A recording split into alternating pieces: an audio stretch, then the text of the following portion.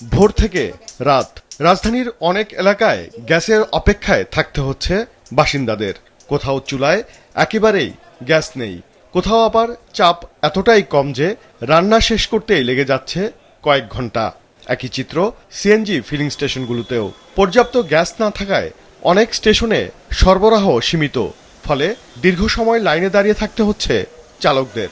প্রায় 2 ঘন্টার থেকে দাঁড়ায় রয়েছি, কখন গ্যাস পাবো তা জানি না। কইতাছে যে গ্যাস নাই, অনলাইনে গ্যাস নাই লেবরে দিব কইতে না। গ্যাস সংকটের ধাক্কা লেগেছে শিল্প উৎপাদনেও। সাভার ও গাজীপুর সহ বিভিন্ন শিল্পাঞ্চলের অনেক কারখানায় প্রয়োজনীয় গ্যাস না পাওয়ায় উৎপাদন ব্যাহত হচ্ছে। উদ্যোক্তারা বলছেন, পরিস্থিতি দ্রুত উন্নতি না হলে উৎপাদন খরচ বাড়ার পাশাপাশি রপ্তানি আদেশ বাস্তবায়নেও প্রভাব পড়তে পারে। আমাদের এখানে লাইনের গ্যাসে তো কোনো প্রেশার নেই, আমরা সিএনজি থেকে গ্যাস আনতাম, সেটাও আমাদের এখন দিচ্ছে না।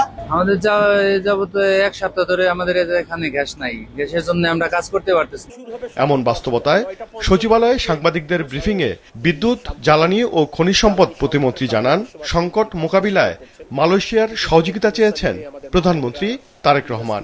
দেশটির প্রধানমন্ত্রী তাকে আশ্বস্ত করেছেন বলেও জানান প্রতিমন্ত্রী। আনোয়ার ইব্রাহিম মাননীয় প্রধানমন্ত্রীকে আশ্বস্ত করেছেন তার তরফ থেকে এবং তার দেশের তরফ থেকে এই সংকট নিরসনে যা কিছু করার সুযোগ রয়েছেন তিনি দ্রুততম সময়ের মধ্যে তার টিমের সাথে কথা বলবেন, সংশ্লিষ্ট মন্ত্রণালয়ের সাথে কথা বলে মাননীয় প্রধানমন্ত্রীকে অবহিত করবেন। বৈরী আবহাওয়ার কারণে মহেশখালীর ভাসমান এলএনজি টার্মিনালের মেরামত কাজ এখনো শেষ হয়নি। ত্রুটি সারাতে সর্বোচ্চ গুরুত্ব দিয়ে কাজ করা হচ্ছে বলে জানান প্রতিমন্ত্রী।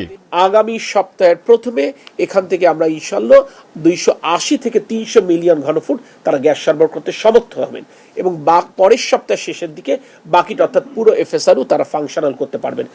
সংকট কাটাতে একদিকে যেমন এলএনজি টার্মিনালের দ্রুত সচল করার চেষ্টা চলছে, অন্যদিকে আন্তর্জাতিক সহযোগিতার উদ্যোগও জোরদার করছে সরকার।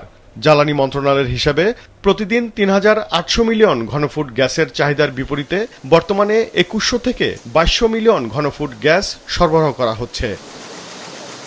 ওবায়দুল কবির, মাছরাঙা সংবাদ, ঢাকা।